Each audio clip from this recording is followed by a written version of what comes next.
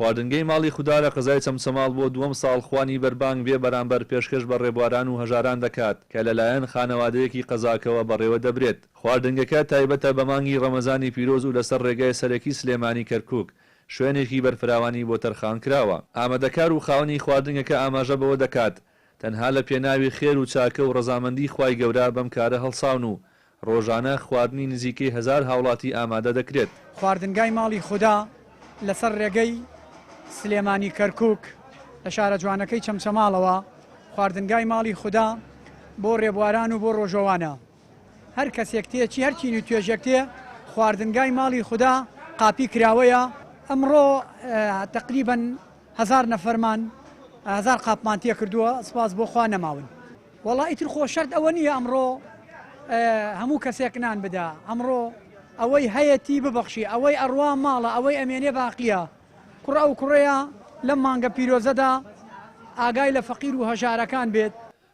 مامۆسایەکی ئاینی باز لەوە دەکات پێدانی خواردن بە ڕۆژەوانان یەکێکە لە کارە پیرۆزەکان لە ئاینی پیرۆزی ئیسلامدا و قورئان و فەرموودا پاڵپشتی ئەم کارە جوانانن.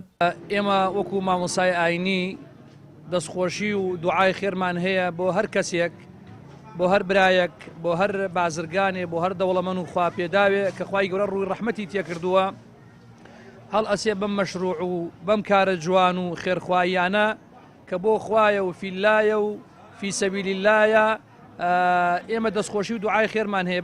بۆیە کارێکی پیرۆزە ئاەتی قورئان حەدیسی پێغەمبەری خوا صلی الله علیه وسلم و ئیسلام تەشجیعمان ئەکا بۆ ئەوەی وتعاونوا على البر والتقوى لە کاری باشە، لە کاری جوانە معاونەتی و هاوکاری یەکتری بین، بەدەم یەکەوە بین، دەستخۆشی لە یەکتری بکەین، یەکتری تەشجیع بکەین.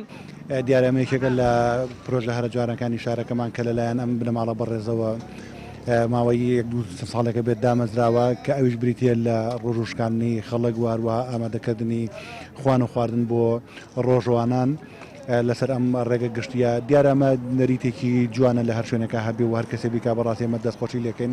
ئەم بنەماڵە بەڕێزە ماڵ ئەم حاج حوسێن وارووا لەلایەن هەردوو کوڕانی بەڕێزی کاگاراس و کاگیاسینەوە بەڕاستی دەستخۆشیان لێەکەین. نمونەیەکی جوانی ئەم شاریان پیشانداوە. کۆمەڵێ نەریت و شتی جوانێ لە شارەکەمان ئەمەش دیسانەوە یەکێکە لە نێریتە جوانەکان. ومێ دەکەن کە لە مانگی ڕەمەزانە کە مانگی خێرە، کە مانگی بەخشندەیە، کە مانگی بەخشینە لە پێناوی خوای گەورەیە، خێزانەکانی تر بنەماڵەکانی تر لە شوێنەکان لە شوێنە گشتەکانە چایان لێ بکەن. چونکە بین لەسەر ئەم ڕێگە گشتێ لە کاتی بانگدانا هیچ جۆرە ڕێستۆرانت و هیچ جۆرە خواردنگەیەکی لێ نییە. ئەم خواردنگەیە کە لێرە بێ بەرامبەر پێشکەشی ڕۆژوانەکرێ لە ڕاستی ئەمە کارێکە جێگەی پێزاینە. خێرە و خاوەنە منوسێکەوە ئەم خواردنگەی بۆ ئێرە ڕێخستووە داوا لە هەموو سەرمایەدارانی چەمچەماڵیش دەکەین کەەوە وەک ئەم کابرایە ئاوا خواردنگەی بۆ ئەم خەڵکە فەقیر و هەژارە بکاتەوە. هاوڵاتیانی کوردستان وەک نەریت و ئەرکێکی ئاینی لە مانگی پیرۆزی ڕەمەزاندا زۆرترین خێر و چاکە و بەسەرکردنەوەی هەژاران ئەنجام دەدەن. بەمەش زۆرترین خەڵکانی هەژار و کەم دەرامەت سوودمەند دەبن. ڕێبین محەممەد، کەناڵی ئاسمانی پەیام، چەمچەماڵ.